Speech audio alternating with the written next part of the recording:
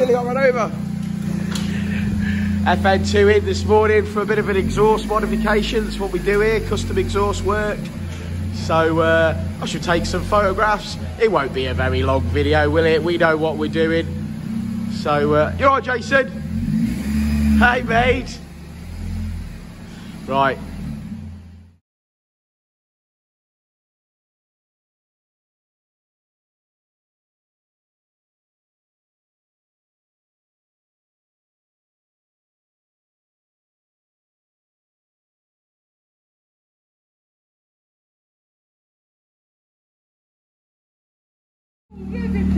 Oh, rev it, please. If you can get in it, like.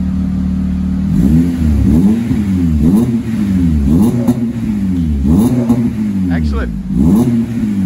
Thanks, Rich. Yeah, so there we go. It's got a sports cap put in it, so now it's going to be able to get through an MOT, which is what the customer wants. I believe this one's for sale, so check that out on Facebook. He's trying to sell it. It is a nice one. Yeah, okay, so there we go. Thanks for watching our short video, guys.